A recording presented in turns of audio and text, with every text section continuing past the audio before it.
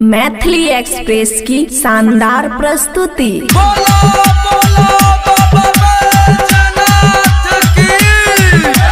DJ राजा, DJ राजा, DJ राजा। खुशी recording studio बलुआहा। चढ़ल सावन चकावर सजाइल तबे भगिया जागता है। चढ़ल सावन चकावर सजाइल तबे भगिया जागता है। भोला बाबा के जलवा चढ़ब डबल बेटा है कहे। भोला बाबा के जलवा चढ़ब डबल बेटा है कहे। डीजे राजा, डीजे राजा, डीजे राजा।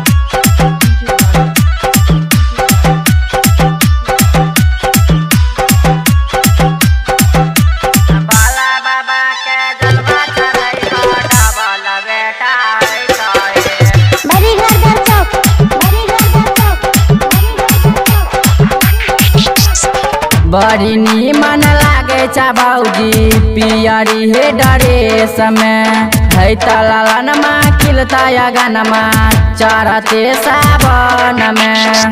चढ़ते सावन में बड़ी नीमन लागे चा भौजी पियरी हे ड्रेस में है तलनमा खिलता गनमा चढ़ते सावन में। भैया के साथ धरल है बौजी तबे बोलब मजई है। भैया के साथ धरल है बौजी तबे बोलब मजई है।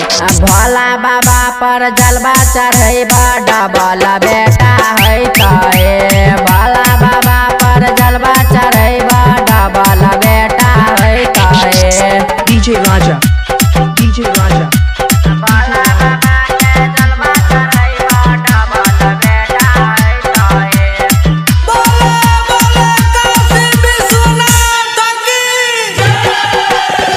रिकॉर्डिंग स्टूडियो बलुआहा।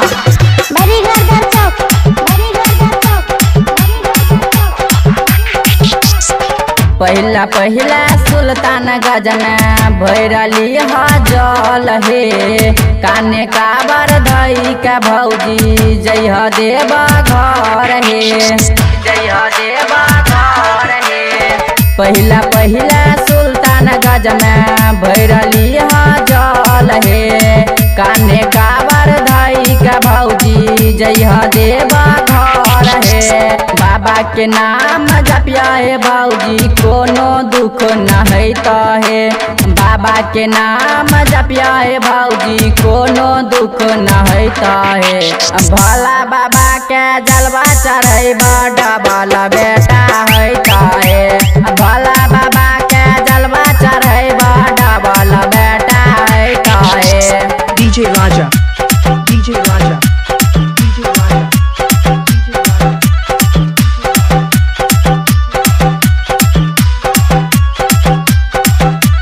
भोला बाबा के जलवा चढ़ब डबल बेटा है कहे।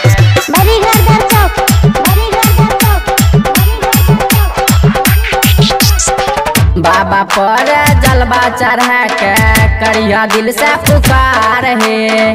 मांगली हो डबल बेटा धई के अचरा हाथ है। धई के अचरा हाथ है। बाबा पर जलवा चढ़ा के करिया दिल से पुकार है। मांगली हो डबल बेटा धई के अचरा हाथ है। गायक रविंद्र संग में सनजवा रखता तोहर ध्यान है।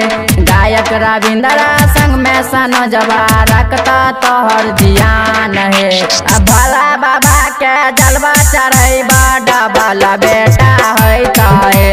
भोला बाबा के जलवा चढ़ब डबल बेटा है कहे। खुशी रिकॉर्डिंग स्टूडियो बलुआहा।